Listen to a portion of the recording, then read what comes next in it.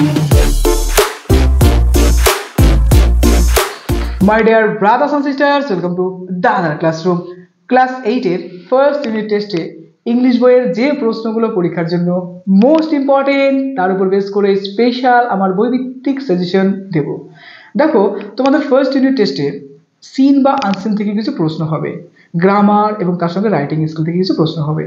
তো সিন আনসিনের আমি কিন্তু অনেক রকমের টেকনিক্যালি ভিডিও বানিয়েছি যে কিভাবে একটা সিন বা একটা আনসিন সহজে সলভ করা যায়, সেগুলো অবশ্যই ফলো করবে এবং তার সঙ্গে সঙ্গে গ্রামার এবং রাইটিং স্কিলের উপরে জোর দিবে।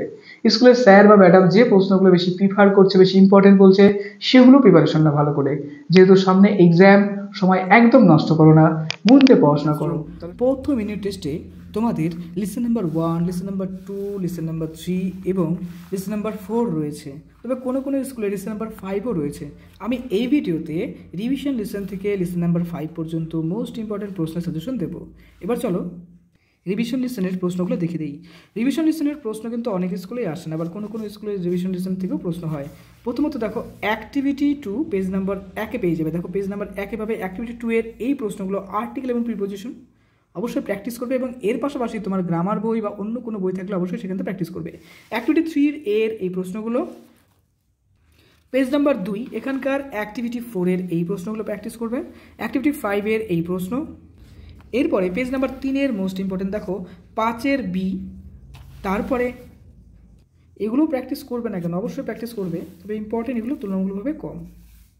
পেজ নাম্বার 4 বের করো, এখানকার অ্যাক্টিভিটি 9A এটা। এবার পেজ নাম্বার 5 বের করো, এখানকার 9C, সাফিক্স এবং প্রিফিক্স ইউজ করতে হবে। 9C listen 1 the wine cap, এখানকার ইম্পর্টেন্ট প্রশ্ন। দেখো, পরীক্ষায় কী হবে, যে কোনো একটা স্ট্যান্ডার তোমাকে তুলে দিবে, অর্থাৎ কিছু লাইন তুলে দেবে যেটাকে আমরা প্যাসেজ বলি, এবং সেই প্যাসেজ রিলেটেড কিছু প্রশ্ন হবে, সেগুলো আমাদের সলভ করতে হবে। প্রথমত পেজ নাম্বার 7 বের করবে, 7-এর অ্যাক্টিভিটি 1 এর এই প্রশ্নগুলো অবশ্যই প্র্যাকটিস করো। এরপরে পেজ নাম্বার 10 বের করো, 10-এর অ্যাক্টিভিটি 4 এর যে প্রশ্নগুলো আছে সেগুলো অবশ্যই প্র্যাকটিস করবে। ডাবল স্টার মিনিং বেশি ইম্পর্টেন্ট, একটা স্টার মানে কম ইম্পর্টেন্ট। অ্যাক্টিভিটি 5 এর এই প্রশ্নগুলো মোটামুটি ইম্পর্টেন্ট। পেজ নাম্বার 12 অ্যাক্টিভিটি 6 এর এই প্রশ্নগুলো ভীষণ ইম্পর্টেন্ট। এরপরে পেজ নাম্বার 13 অ্যাক্টিভিটি 7-এর A, B এবং D। পেজ নাম্বার 14 এই প্রশ্নগুলো প্র্যাকটিস করতে পারো, কিন্তু আসে কম পরীক্ষায়। পেজ নাম্বার 15 দেখো অ্যাক্টিভিটি 9 এর, তার 9টা ইম্পর্টেন্ট রয়েছে। অ্যাক্টিভিটি 10 এটা ভীষণ important. Listen to clouds, page number 18 বের করো, এখানকার অ্যাক্টিভিটি 1, অ্যাক্টিভিটি 2 তো ভীষণ ইম্পর্টেন্ট। পেজ নাম্বার 20 বের করো, 20 বের করো, এখানকার অ্যাক্টিভিটি 4, অ্যাক্টিভিটি 5। পেজ নাম্বার 22 বের করো, এখানকার অ্যাক্টিভিটি 6, অ্যাক্টিভিটি 7। পেজ নাম্বার 24 বের করো, এখানকার অ্যাক্টিভিটি 10A, একটা স্টোরি লিখতে হবে এই হিন্টসের উপর বেস করে। Listen 3 an April day, page number 28 বের করো, এখানকার অ্যাক্টিভিটি 1, অ্যাক্টিভিটি 2।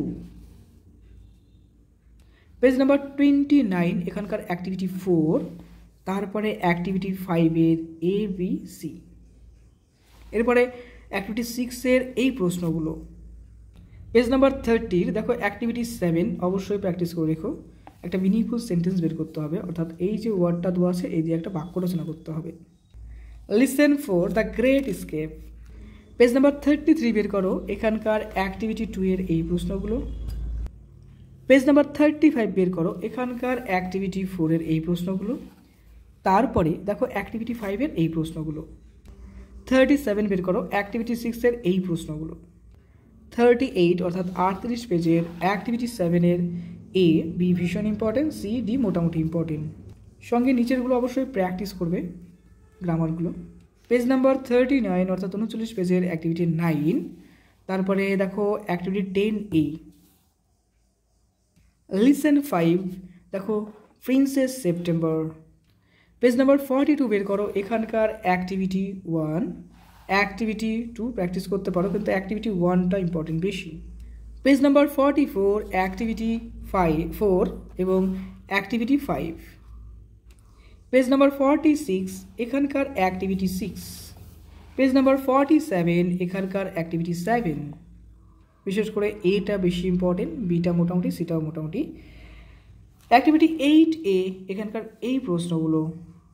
তবে সিন আনসারের ক্ষেত্রে অনেক সময় কিন্তু প্রশ্ন বানিয়ে বানিয়ে করা হয়, তাই ভালো করে টেকনিক ফলো করবে, দেখবে আমার সিন আনসার সলভ করার প্রচুর ভিডিও পেয়ে যাবে। অ্যাক্টিভিটি এটা কত, অ্যাক্টিভিটি 8B পেজ নাম্বার 48-এর এই প্রশ্নগুলো, এই গ্রামারগুলো করবে, ইম্পর্টেন্ট কম, এগুলো করে রেখো। পেজ নাম্বার 50 বের করো, এখানকার অ্যাক্টিভিটি 8E, তারপরে দেখো অ্যাক্টিভিটি 8-এর F। পেজ নাম্বার 51 বের করো, এখানকার অ্যাক্টিভিটি 8-এর G, এগুলো সবই প্র্যাকটিস করতে হবে। তারপরে দেখো এখানে প্রিন্সিপাল এবং মেন ক্লোজ সম্পর্কে বলা আছে। এরপরে 52 পেজ বের করো, এখানকার অ্যাক্টিভিটি 9-এর এগুলো পড়তে হবে ভালো করে। ক্লাস 8-এর অন্যান্য সব সাবজেক্টের সাজেশন দেওয়া হয়েছে, অবশ্যই সাজেশনগুলো দেখো, বইভিত্তিক সাজেশন, মন দিয়ে পড়াশোনা করো, সামনে পরীক্ষা, সময় একদম নষ্ট করবে না। দাদার ক্লাস মানে হলে অবশ্যই সাবস্ক্রাইব করে দিও। খুব ভালো থেকো।